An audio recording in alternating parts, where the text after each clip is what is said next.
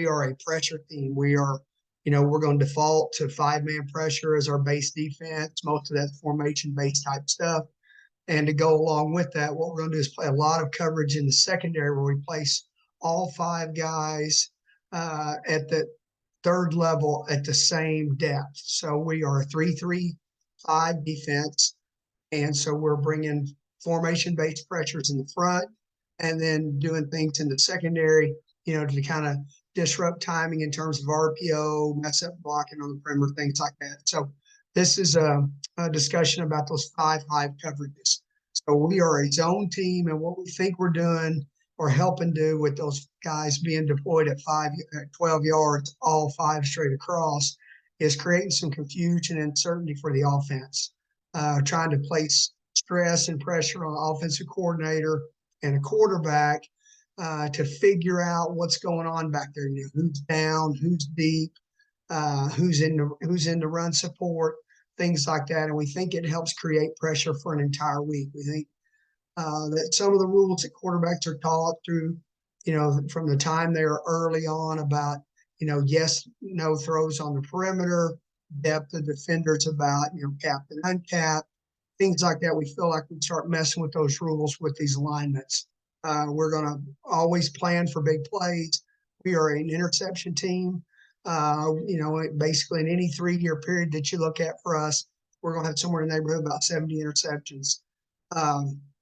But we also spend a lot of time looking at, launch points of quarterbacks, what quarterback drops look like, what throws look like, the time from snap to square. And what we mean by that is the time from the ball being snapped to getting to the quarterback, to getting the ball placed in the hands of a wide receiver on the perimeter, and then that receiver being able to square their shoulders in order to make you miss. We'll look at release times of the quarterback, things like that. We are adamant that although we are a pressure team, we do not want to give up big plays, and we're not going to. So we're going to play a lot of 3 under 2 deep zone, some 4 under 2 deep zone, and some 3 under 3 deep zone. We're typically going to have 1 backer left in coverage out of that 6-man box. So that's the other thing about these coverages, is it helps us to cover up those zone pressures we're running in the front. We want to speed up the launch of the quarterback with pressure, but then slow down his decision-making process with having to figure out what's going on in the back end. And we want to protect our perimeter guys with who's blocking them and, what the guy in the run support is. Okay. We are going to invite quicks and bubbles. I'm going to show you that. We know it's going to be about 2.6 seconds for a team that's really fast to snap the ball, quarterback catch it, and spit it out on the perimeter on a yes/no predetermined read on the edge. So quarterback walks line of scrimmage. He's got a tagged run play where he can take a yes/no throw on the perimeter depending on space and leverage. He likes it. He takes a snap, spits the ball out. It's going to take about 2.6 to 2.8 seconds, somewhere in that neighborhood, for the ball to get out there and that guy to get square.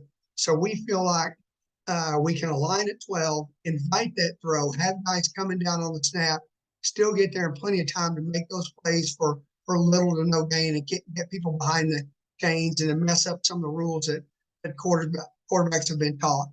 The tempo that we want to play with in the secondary is always slow go. We want to, we want those first 2 steps to be a really slow and a real disciplined approach to how we're moving early. And then we want to go somewhere. We want to go based on what the quarterback's showing us. We want to always play with zone eyes. We're going to attack the ball. We're going to talk about how big the field is. I'll show you a little bit of that when we get to some of these coverages. But all this stuff it's different combinations of somebody down and somebody deep on each side of the formation with someone pushing toward a 3-man side. All right.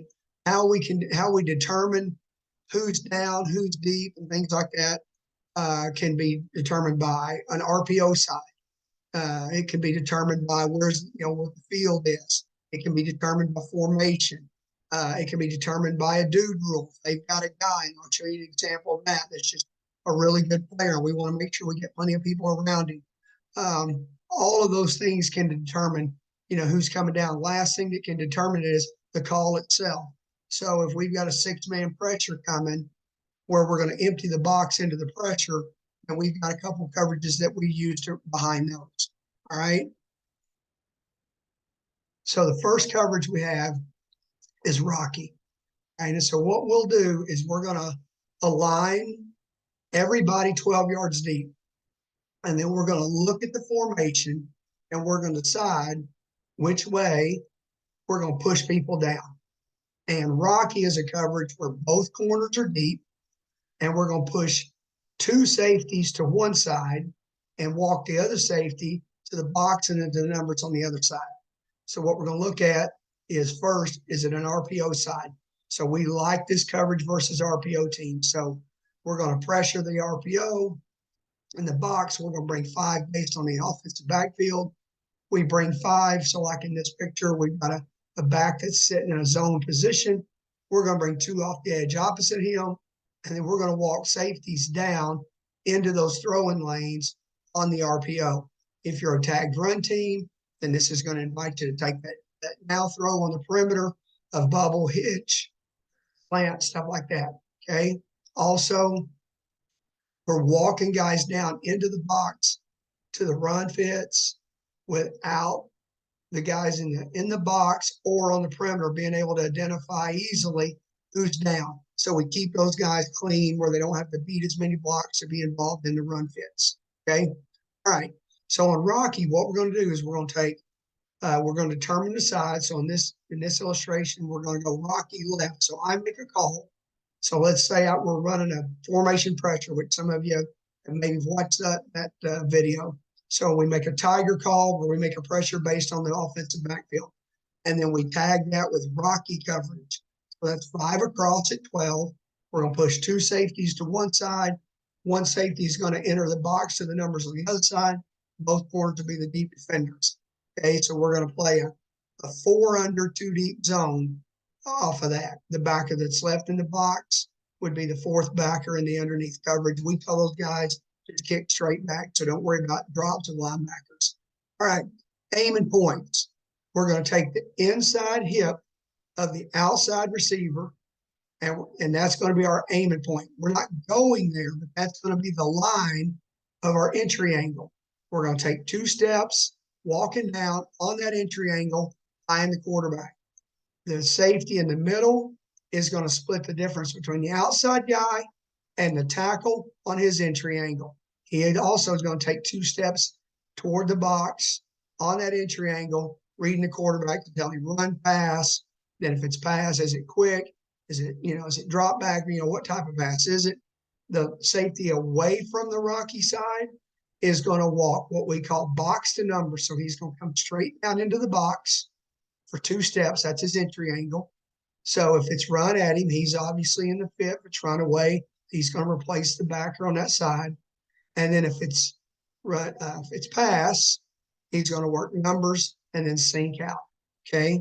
So that's Rocky. Here's a couple clips of it. All right. So these guys are we're a tagged run team.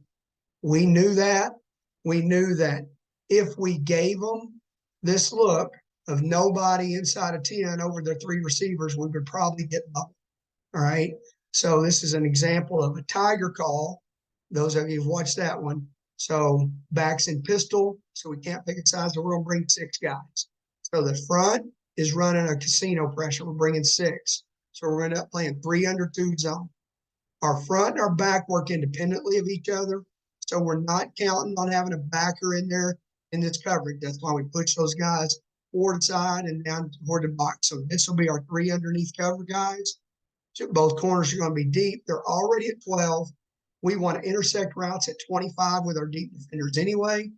So if they're already at 12, their tempo doesn't need to be getting out there super fast. We just want to get out there slow, go over, and then tempo out, working off the quarterback.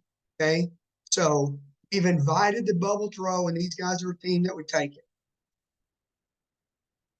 So now the quarterback's going toe over. We're going to get the bubble. So our guys, these 2 safeties, are working inside tip of 1, split 1 in man line scrimmage. 2 steps, looking at him.